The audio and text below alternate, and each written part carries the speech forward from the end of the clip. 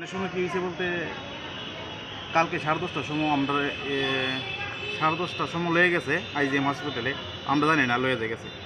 তারপরে 12টা-1টা বাজে আমরা ফোন করছে জামে, বোন জামাই ফোন করছে পরে আমরা গেছি, গিয়ে এসে দিদিটা কী দিয়েছে মাঝে দিদিটা বোন একটা এরুমের মধ্যে মারা গেছে। আর কীভাবে মারা গেল ডাক্তার কাছে গেলাম, তো 7 মাসের প্রেগনেন্ট আসলো, হ্যাঁ, কোনো চিকিৎসা করছে না, কিচ্ছু না। এই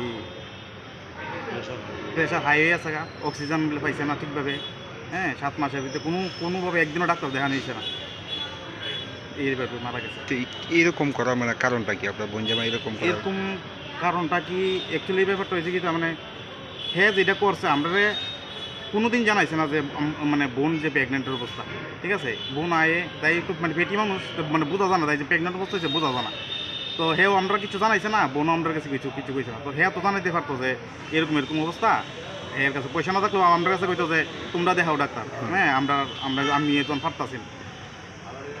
হে কোনো ডাক্তার দেখাইছে না, কিছু না, হের গাফিলতির কারণে আমার বোন মারা গেছে। হ্যাঁ, মুখে দা আইসে পরে মুখে দা ফেনাটা না এদিকে বাইরেছে, কি লিগে জানি এমন হয়েছে ঠিক আমি তো জানি না, ডাক্তার ব্যাপারটা বুঝবো।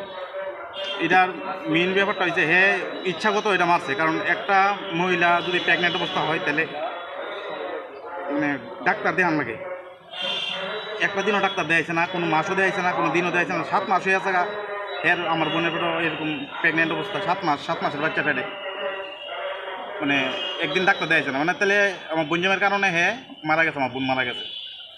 আপনাদের মৃতদেহটি দেখে কি মনে হইতেছে? এই যে মুখের মধ্যে দাগগুলি বা কি হইতে পারে? টক্সারিং করতো, আমার একটা বাগনি আছে, বাগনি আমরা থাকে সবসময়, পড়াশোনা নিয়ে আমরা করাই, তো টক্সারিং করতো। বোন আমার মানে বাগনিজন যাইতো আমার বোনের ভাই মানে যেন বাড়া থাকে ইয়ে বণিক্য সুমনি ওই আনো যায়, সেটা একদিন থেকে সেটা দেখতো, তাই মোবাইল টিভি তাতে মানে বকর করে তাই মার দূর করে ইটা লাগবো হিরা ইনা দিত।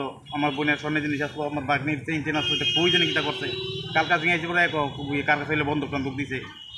যেহেতু আপনি কইছেন যে আপনার বোনের নির্যাতন করা হইতো, মানে জামাই কিরকম মানে এরকমভাবে কি করেন? এটা তো আমরা কইতে পারি না, এটা তো